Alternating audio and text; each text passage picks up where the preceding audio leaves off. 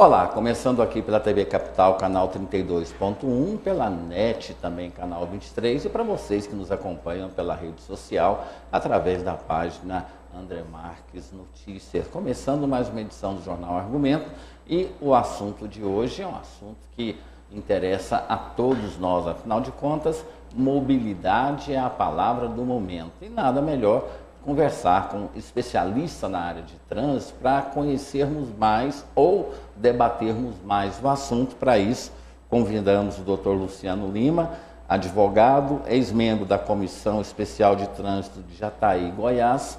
Dr. Luciano, muito obrigado por atender ao nosso convite. Seja muitíssimo bem-vindo. Eu agradeço, André Marques. É um prazer estar aqui para falar para você e para nossos telespectadores um pouco, né, do nosso trabalho na área de trânsito. O senhor foi membro da Comissão Especial de Trânsito de Jataí. Qual o legado, qual a experiência que o senhor trouxe desse período que o senhor ficou? Bom, lá em Jataí a gente esteve participando durante um período na gestão do nosso amigo e colega Dr. Mário Ibrahim do Prado e posteriormente da doutora Simone Oliveira Gomes. A gente participou efetivamente, né, na condição de justamente presidente da Comissão Especial de Trânsito. Procuramos desempenhar um trabalho, pelo menos, de atendimento ao povo que procurava por alguma informação, por alguma saída, com algum problema na área de trânsito. E esse foi o meu maior legado que eu carrego até hoje. Informação. A população, o cidadão, ele precisa de ser informado. E, às vezes, ele não acha essas informações nos órgãos. Os órgãos que deveriam passar essas informações. Passam a ser repressores do que... muito mais reprimindo do que propriamente fazendo campanhas de esclarecimentos. É verdade. Às vezes, pela carga grande demais que é depositada nesses órgãos, que estão até um pouco estressados no atendimento, e às vezes deixa a desejar quando alguém vai buscar uma informação ou outra. Então, a gente, conhecendo um pouco de trânsito, da legislação de trânsito há um bom tempo, desde quando nasceu o Código de Trânsito Brasileiro, em 1997, a gente veio caminhando, estudando cada mudança, né, proporcionada, algumas delas pelo Congresso Nacional, que, diga-se de passagem, infelizmente, saem muitas normas ridículas daquela casa de leis e que atingem de maneira sine qua non toda a comunidade, principalmente os nossos motoristas, né? Não somente os motoristas amadores, mas principalmente os motoristas profissionais, que é quem carrega toda a nossa carga de bonança de produção Brasil afora. Nós passamos por alguns períodos onde o CONTRAN e também o Congresso Nacional criaram aquele kit de emergência que a pessoa teria que carregar um kit de saúde, mesmo nunca tendo ido nem a uma farmácia, vamos dizer então, a um órgão de medicina. Depois veio a questão do extintor e veio agora recentemente aquela prova para revalidar. Como é que criar situações, criar coisas iguais a essa e empurrar a goela abaixo no cidadão? Infelizmente, a gente assina embaixo do que você falou e a gente percebe que todas essas mudanças, infelizmente, é de cunho tão somente arrecadatório. Infelizmente, eu vejo isso porque você mesmo já citou aí. O kit obrigatório primeiro socorro sendo obrigatório a aquisição desse kit. Mesmo não sabendo manipular. Ninguém foi preparado para isso. Tanto é que naquela época, muitas e muitas vítimas de acidentes de trânsito com possibilidades de serem salvas, ao invés de serem salvas, foi acelerado a morte por causa do mau uso do kit obrigatório. Ou seja, além disso, a própria bandidagem, meliantes, sabendo da questão do kit dentro do carro, usava esses acessórios obrigatórios para que amarrassem as vítimas, né? Ou seja, assaltava um carro, pegava do kit amordaçava as pessoas, gás, tinha o kit completo, não é? Não é só isso. A gente percebe, como você bem lembrou, que a questão dessas mudanças, infelizmente, a gente esperava um pouco mais de melhoras, um pouco mais na diminuição dos acidentes de trânsito Brasil afora. Muito pelo contrário, cada mudança que a gente percebe que foi tomado de choque diante da legislação de trânsito, a gente percebe que aumentou sim a arrecadação e não diminuiu nem um pouco a questão de acidentes de trânsito nas vias brasileiras, não só no perímetro urbano, mas também no perímetro rural, no âmbito das rodovias. Observando também que uma mudança que eu considero absurda e que atinge especialmente o transportador profissional é aquela última exigência do exame toxicológico. Como pode exigir de um cidadão um exame tão caro? Ele já é cobrado o exame de aptidão física e mental, o exame psicológico e agora o exame toxicológico.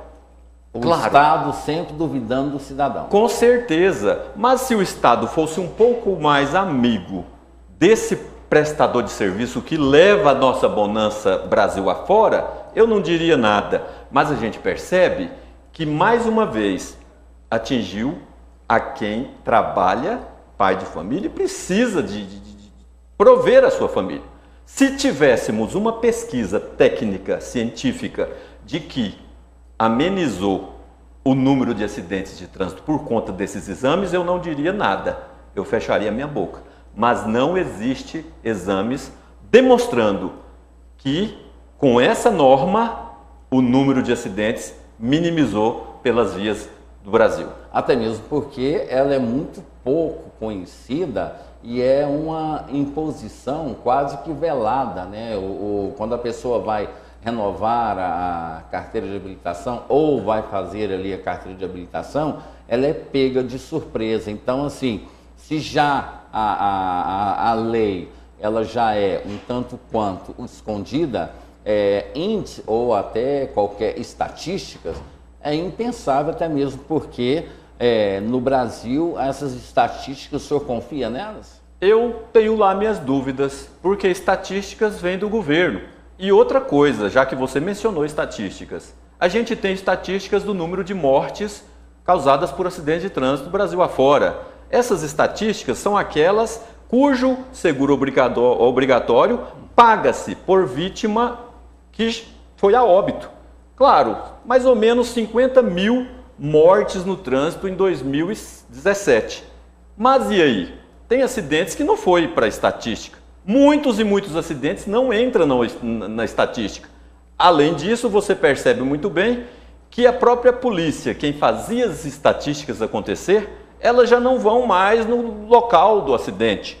Com vítima vão, mas por aí você já percebe que as estatísticas, eu não tenho tanta confiança nelas. E dentro dessas estatísticas que a gente pode até ter aí algum tipo de dúvida sobre elas, ainda é um número muito grande de pessoas que morrem no trânsito todos os dias no Brasil, uma média de aproximadamente 1.000 pessoas. Isso não causa nenhum tipo de reação da sociedade. Agora, quando cai um avião com 3 pessoas, aí cria aquela comoção, o setor aeronáutico vai mudar. Agora, temos milhares de mortes todos os dias nas rodovias e nunca fala-se em mudança, como o senhor mesmo está dizendo agora. Só vão criando estatísticas e estatísticas. O que é que deveria mudar no que nós temos hoje aí? Isso me deixa um pouco assustado, André, porque tornou-se os acidentes uma coisa natural, normal, o que eu não concordo. Da mesma forma que você disse. Caiu um avião, aquele alarme todo esparrama-se Brasil afora. E uma comoção imensa. Uma comoção imensa. Já na questão de acidentes de trânsito Brasil afora, neste instante está acontecendo um acidente em vários pontos do país e ninguém simplesmente não faz nada, simplesmente tira uma foto e viraliza pela internet, mas sem aquela comoção. Portanto, isso é uma questão até de educação. A gente tem que sim resguardar principalmente a vida das crianças, que é o nosso futuro mais brilhante neste momento.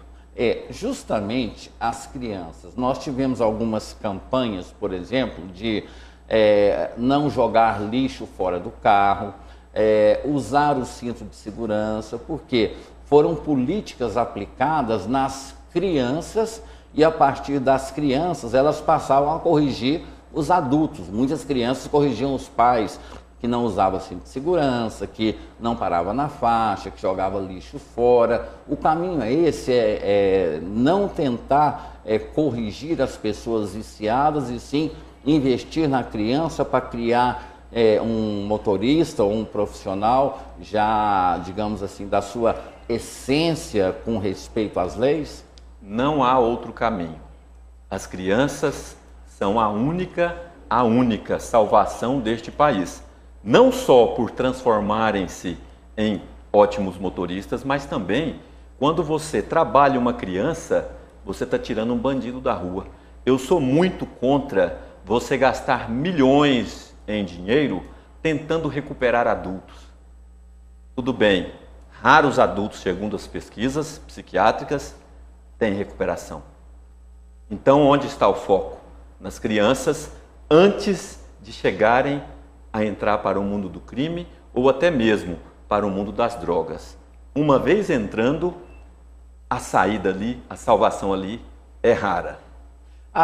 Nós temos algumas peculiaridades em algumas cidades. A cidade de Jataí, qual que é o gargalo hoje, qual que é o grande problema hoje, pelo menos nesse período que o senhor esteve lá à frente da Comissão Especial de Trânsito, qual foi o maior gargalo, ou qual a melhor solução, ou lição? O que o senhor teria a dizer sobre essa situação? Porque muita gente acredita que por ser uma cidade do interior não tem trânsito, né? Muito pelo contrário, tem um trânsito intenso e mais pesado. E o que o senhor tem a dizer? Justamente. Bom demais você tocar nesse assunto, porque Jataí hoje aglutina 3 BRs que cruzam pela cidade. A 364, a 060 e a BR-158, não é? É forte ali, porque ali é o gargalo, como você bem disse. É dali que saem os grãos, é por ali que passam mercadorias oriundas do Mato Grosso do Sul, do Mato Grosso, rumo aos portos, vem aqui da capital, não é?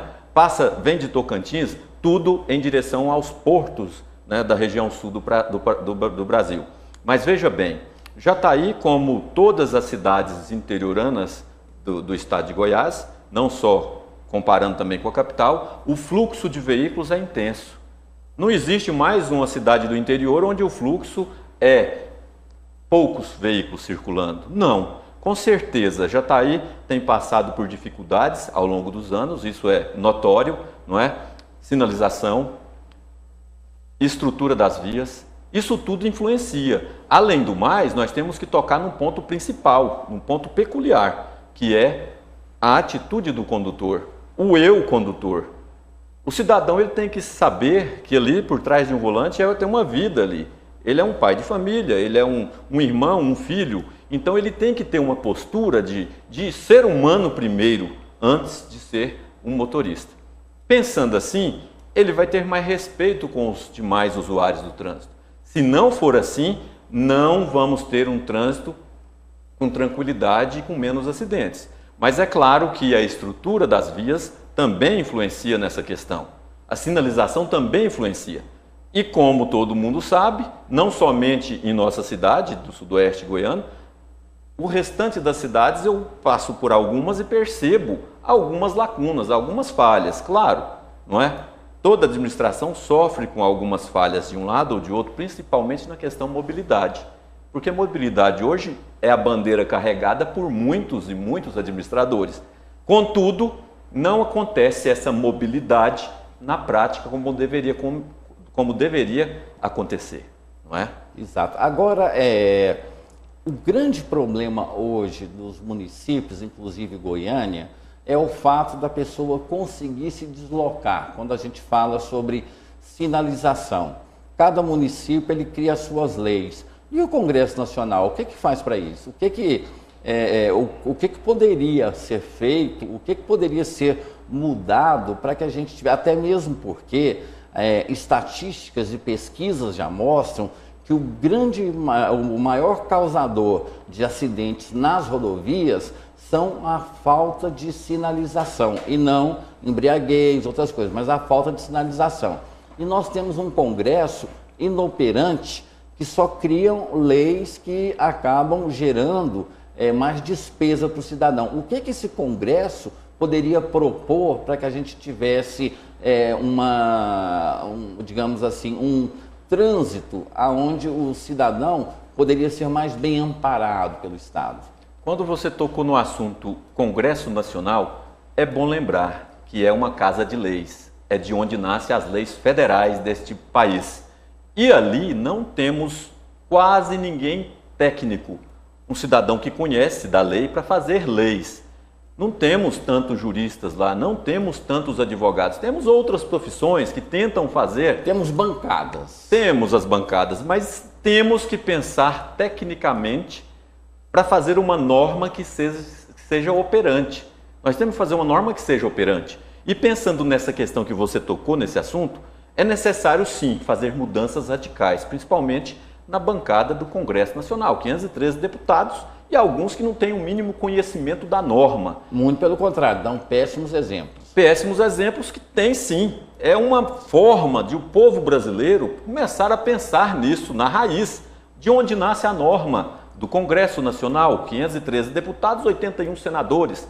Se está nascendo normas ali somente com fins arrecadatórios da população, comece a se pensar como trocar esses deputados, né? E a forma mais comum de fazer isso é justamente lendo o artigo 1º da Constituição Federal, onde diz, no seu parágrafo 2º, que o poder emana do povo. Então é o povo que tem que começar a pensar com bons olhos e com o cérebro bem afinado para tentar modificar a situação Brasil afora, não só no âmbito de trânsito, porque no âmbito de trânsito nós temos algumas normas perfeitas, mas que não são colocadas em práticas. Eu digo aqui para você, André, sobre uma que eu adorei, só que nunca se colocou em prática. Ela é uma norma de 2007, aprovada pela Casa do CONTRAN, o Conselho Nacional de Trânsito, que diz que podemos fazer sim acontecer cursos nas escolas de ensino médio,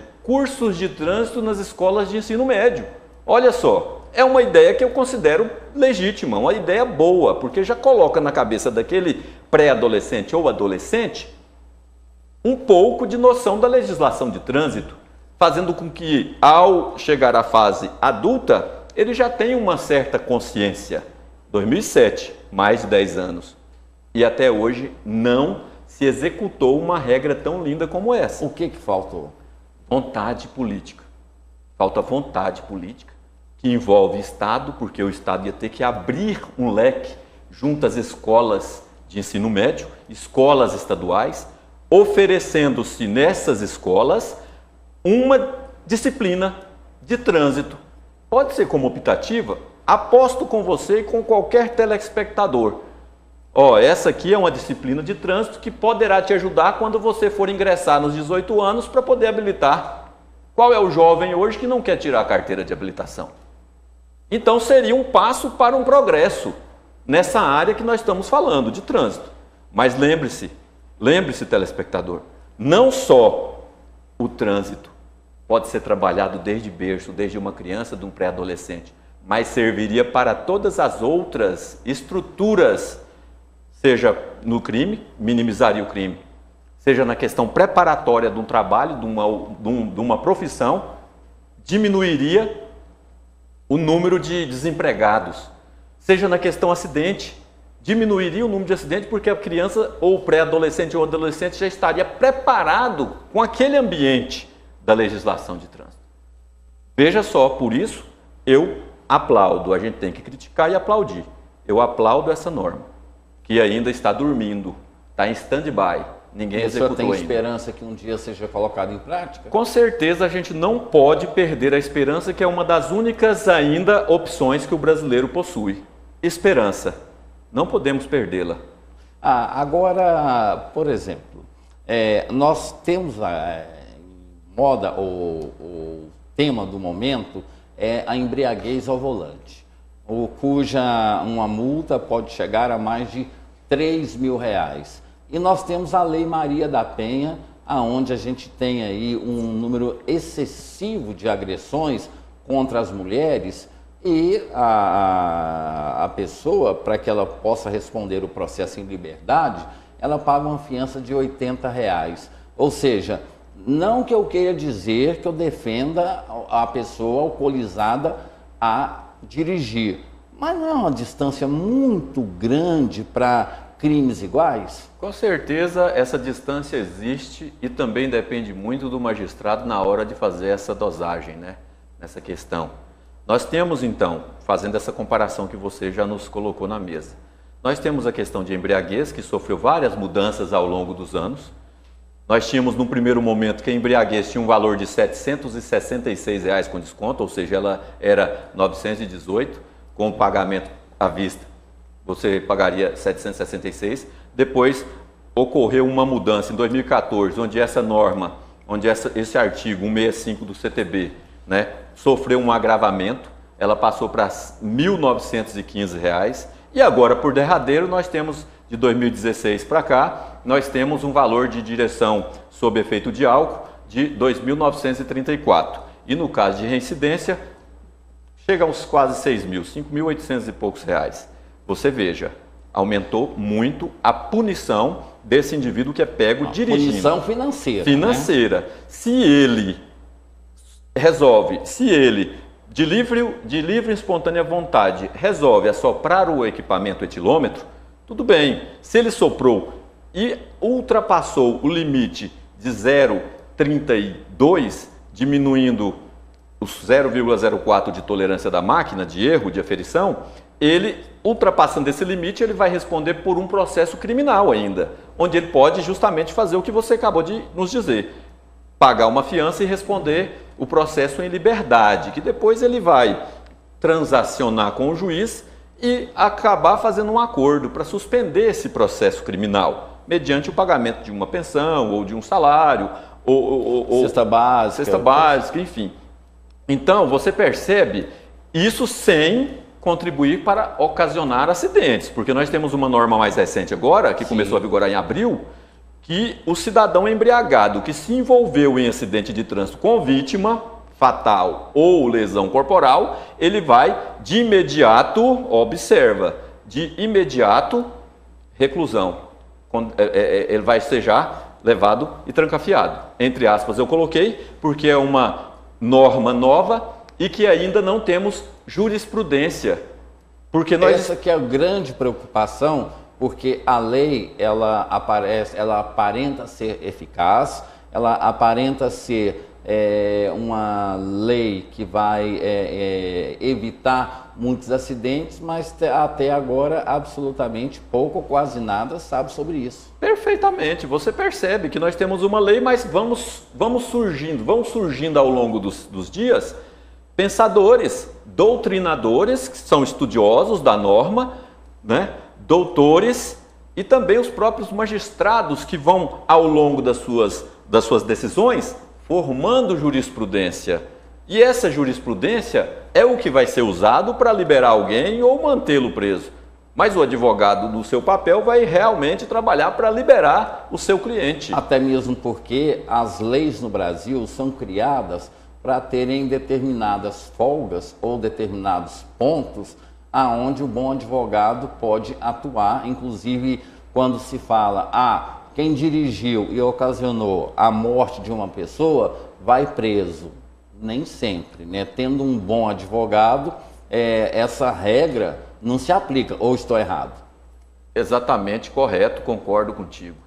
A gente percebe hoje, nota-se, que a lei parece que sempre foi formatada para deixar uma ponta solta. Sempre brechinhas. Eu discordo completamente desse método de elaboração de normas. Mais uma vez, eu remeto ao Congresso Nacional, porque é de onde sai a norma.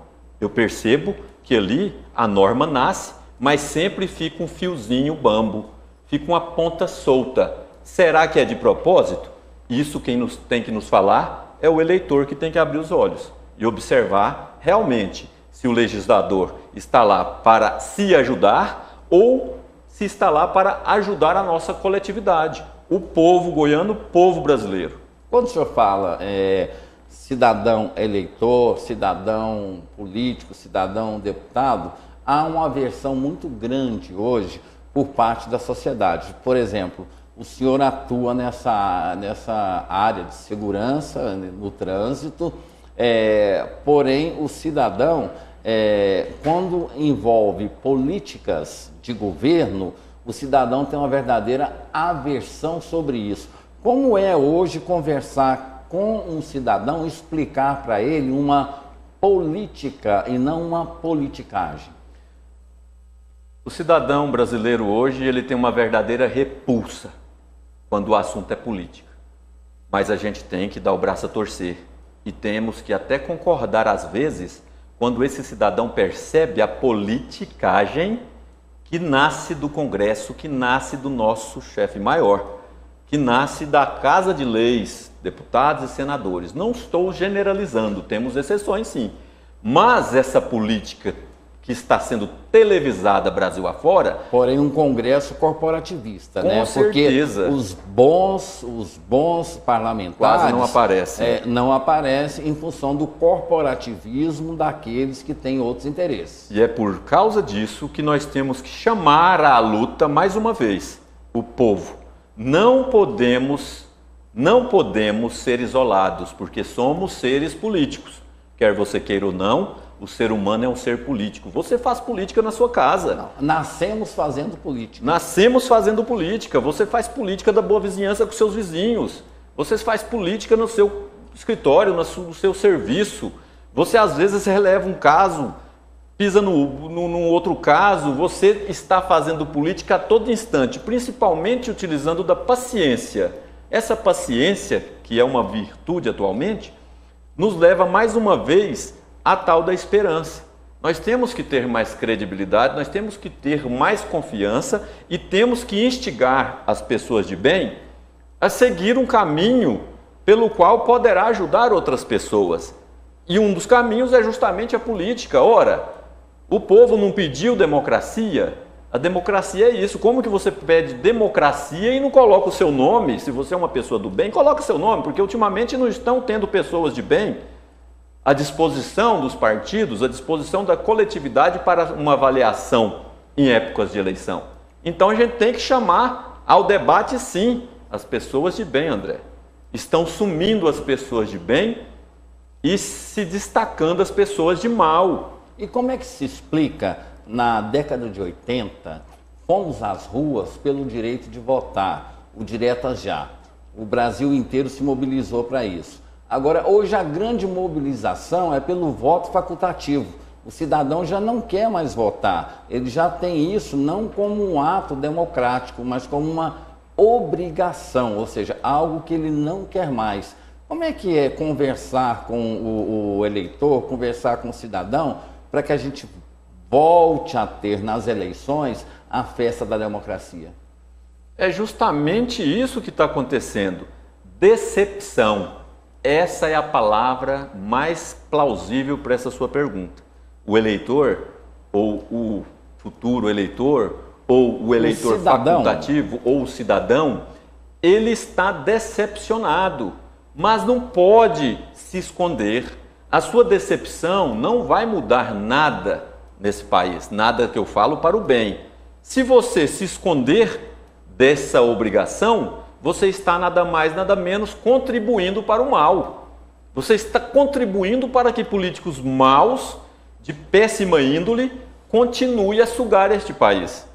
Hoje o grande problema do Brasil é as pessoas até fala-se em acabar com a política, quando na verdade deveríamos mudar os políticos e não a política. Muita gente até fala sobre a questão da ditadura, sem ter o menor conhecimento do que isso já causou no Brasil, mas as pessoas estão intolerantes e elas querem acabar com a política, achando que acabando com a política, acaba com os políticos. Como é que faz como é que traduz isso para o cidadão? vamos mudar a política ou vamos mudar os políticos? Chegou ao ponto de tanta revolta que a população brasileira, no desespero explícito, pede pelo regime militar. Desespero esse que tem que ser repensado. Ou a falta de esperança na melhora? Talvez uma falta de esperança na melhora, mas nós voltamos na mesma tecla. O povo ainda possui o poder. O povo tem que escolher melhor. O povo tem que analisar. Você sabe, todos os nossos telespectadores neste momento poderão estar neste momento mexendo no seu WhatsApp ou nas redes sociais. Claro que temos que ter cuidado com as redes sociais por conta dos fakes, não é? Mas preocupe-se em pesquisar você próprio. O próprio Google, procure o nome de alguém que você tenha curiosidade ou até tenha, né, uma certa vontade de saber desse alguém. Pesquise antes de fazer depositar junto a esse cidadão a sua confiança. Mais uma vez, a gente tem que lembrar, infelizmente, que o povo está decepcionado, não resta dúvida, mas tem que ser feita alguma coisa. Não tão somente a decepção ou a revolta vai melhorar ou amenizar a situação deste país. Nós temos que saber escolher. E ferramentas para escolher ou saber escolher a gente possui. Possuímos sim. O site do TJ está aberto. Todos os tribunais desta pátria brasileira têm disponível, excetuadas raras exceções, né? A gente tem aberto um âmbito de consultas a respeito de pessoas que pretendem representar o povo brasileiro nas casas de leis ou em algum órgão eletivo, não é? Então a gente tem que sim fazer acontecer através das pessoas. As pessoas é que podem mudar a situação desse país. Sim. Mas é possível a gente pensar numa renovação, porque aí também vamos fazer uma meia-culpa. O eleitor, ele reclama muito dos políticos, mas os políticos estão perpetuando no poder, ou seja, temos alguns exemplos aí, vou falar sobre ACM, Sarney, alguns outros aí que são pessoas não gratas na política, mas perpetualizam, além de ficarem anos e anos, ainda colocam filhos, netos, bisnetos, coisas nesse sentido. O cidadão não é um pouco conivente com isso ou o cidadão vai lá e volta de qualquer jeito? Você disse muito bem, meia culpa, mas eu vou dar uma reforçada nessa meia culpa, eu vou colocar culpa e meia. Porque sim, o cidadão não escolhe bem. O cidadão é responsável pela chamada familiocracia, que nada mais é do que um pai eleito, colocar o filho também eleito, colocar a nora eleita, colocar o outro ali naquele outro ambiente, toda a família dele ocupando determinadas pastas em cargos eletivos. Com certeza foi mal escolhido, com certeza. O povo não está tão preparado para fazer escolhas. Portanto, voltamos na educação. A única forma é trabalhar desde berço as crianças, para saber como balizar, como escolher e como defender-se através das escolhas certas. O senhor faz uma defesa da democracia, onde o cidadão seja livre e muito bem informado para que possa tomar as suas decisões. Mas o que pesa mais hoje, junto à política, a ideia ou o dinheiro? Infelizmente, pela situação de pobreza deste país, muitas famílias que não possuem um mínimo de educação formal, que eu digo, educação por escolas públicas ou particulares, porque o pai teve que trabalhar a vida inteira, portanto não foi alfabetizado, ou se foi, é simplesmente um alfabetizado funcional, ele não tem esse preparo. Funcional, ele consegue ler, mas não interpreta aquilo que ele leu. Nada. Ele vai junto com os outros. Esse que vai junto com os outros, infelizmente, vai continuar acontecendo, porque, infelizmente, a educação não está chegando onde deveria chegar. Ou a informação, né? Ou até a informação, propriamente dito. Porque quando o senhor fala que o eleitor ou o cidadão, ele pode verificar se ele tem afinidade com determinado candidato, ele pode entrar no site da Justiça Eleitoral para ter ali a vida pregressa do possível candidato, do possível eleito e tal. E aí o eleitor, ele acaba não tendo acesso, ou se tem acesso, não tem a curiosidade. Com certeza a gente tem que ser um pouco mais curioso. A gente tem que, sim, investigar, sim. Se a gente quer mudança, a gente precisa entrar a fundo, investigar para e passo o nome de alguém que está postulando a algum cargo. Somente assim, André, nós temos uma pequenina esperança neste país. Somente assim a gente pode imaginar um país mais harmônico, mais humano e democrático, de palavra cheia, não é? Porque a democracia atualmente não está com o viés democrático como está na teoria. É difícil, não é fácil, mas a arma está na mão de quem? Dos eleitores. Basta estudar, como você falou, né? Observe o site da Justiça Eleitoral principalmente e analise bem, com bons olhos e com olhos espertos para ver quem é que vai merecer tão importante voto de confiança em eleições futuras. Nós tivemos, mesmo que muito acanhada, mas tivemos mudança nas eleições municipais. Aqui em Goiânia mesmo, por exemplo, mais de 50% dos vereadores não foram reeleitos, ou seja, hoje houve uma renovação muito grande. Em outros municípios também. É possível pensar que essa mudança, mesmo que muito pequena e mesmo que ainda começando esse movimento, será que para essas eleições de agora nós já teremos também pelo menos um pouco dessa mudança que ela foi aplicada nos municípios? Eu concordo plenamente com suas palavras, especialmente quando você diz que a mudança está acontecendo.